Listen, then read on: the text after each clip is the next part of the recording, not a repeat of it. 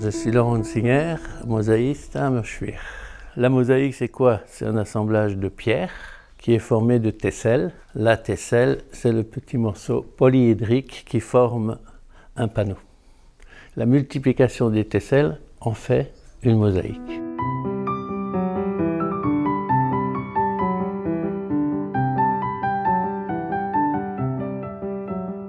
J'ai fait un apprentissage dans le vitrail. C'est là que j'ai découvert cet art de la mosaïque avec une commande pour l'Allemagne, d'une grande mosaïque, parce que la mosaïque c'est une œuvre plutôt monumentale. Et ensuite, j'ai habité 15 ans en Italie. Je faisais de la peinture, j'en vivais très mal. Et c'est extraordinaire comme une personne peut vous changer l'existence, parce que j'ai découvert cette Norvégienne qui faisait de magnifiques mosaïques. Elle faisait une exposition, cette Norvégienne, au consulat de Florence. Je suis allé la voir, je lui ai dit que ça m'intéressait vraiment la mosaïque. Elle est venue chez moi et puis elle m'a expliqué le b.a.-ba de la mosaïque.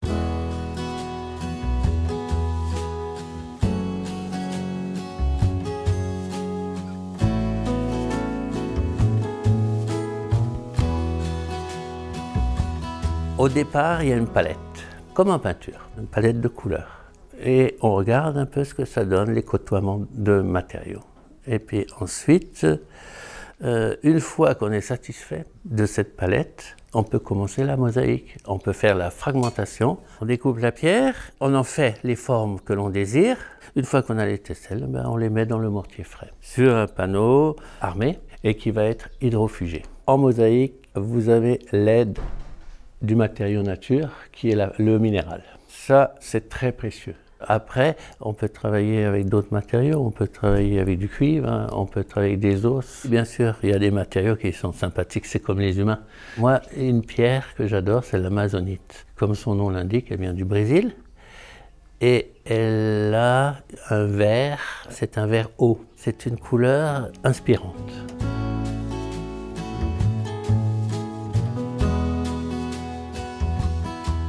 Les Romains ont découvert que mettre des tesselles avec des petits morceaux carrés, supérieurement, on peut tout faire. On peut faire des images. C'est beaucoup plus simple que combiner des triangles. Mais moi, je combine beaucoup d'autres choses, différents formats, évidemment, de tesselles. Mais les Romains, effectivement, ont beaucoup travaillé, surtout dans le nord de l'Afrique, en Algérie, à Cherchell. Vous avez des mosaïques romaines de toute beauté. Je suis allé sur place pour chercher des morceaux et des couleurs, parce que je faisais un petit stage de mosaïque en Algérie. Et on les a trouvés et on était fort contents de découvrir que cette couleur était encore intacte, qu'au travers du temps, elle nous était restée.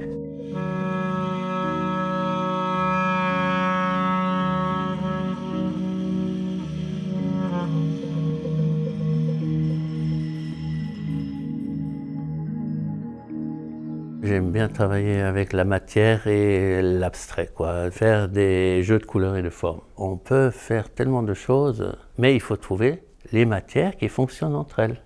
Et c'est ça qui est un peu délicat. Par exemple, là je fais un travail avec des ammonites qui viennent du Maroc. Ce sont des ammonites fossiles qui ont été sciées et polies. Et donc c'est quand même 300 millions d'années qui nous regardent, la mine de rien. Alors, dans ce panneau, vous avez la succession d'ammonites de différents types et de différentes époques. Et ensuite, j'essaye de les intégrer dans un milieu minéral naturel, comme quand on les a trouvés. Donc c'est une recherche là de forme et de couleur aussi.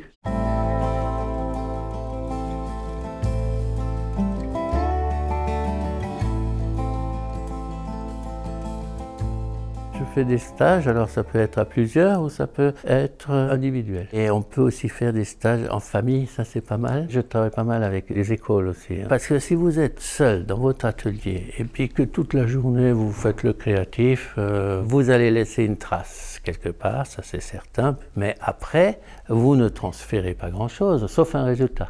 Il faut quand même essayer pour le moins de transmettre une technique, ça c'est très important.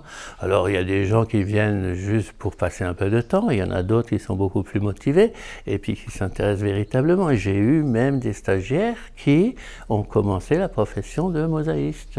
Quelque part c'est gratifiant. J'ai fait des stages aussi en Croatie, avec l'école des beaux-arts de Zagreb. Et ces gens, ils sont venus en Alsace, il y a eu même un échange. Et ils ont créé des mosaïques en Alsace, qui sont d'ailleurs au parc de Mauriac, à côté de la Villa Fleck à Ingersheim. Et souvent, ces jeunes de ces écoles des beaux-arts, ils sont stupéfiants, parce que c'est eux-mêmes qui vous enseignent quelque chose aussi. Ça, ce sont des moments forts, effectivement.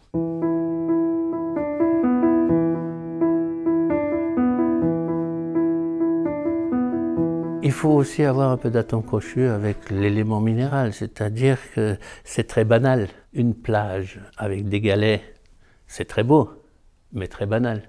Donc on ne s'en rend pas compte. Et quand vous mettez un élément d'une plage avec des galets à la verticale, là vous changez la vision. Et donc ça devient tout autre chose qu'une banalité. On le magnifie un peu. Et c'est ça aussi en mosaïque qui est très très très intéressant. C'est très créatif. Et j'ai des stagiaires par exemple qui me disent combien ils sont contents d'arriver à sentir une création qui est en train de naître.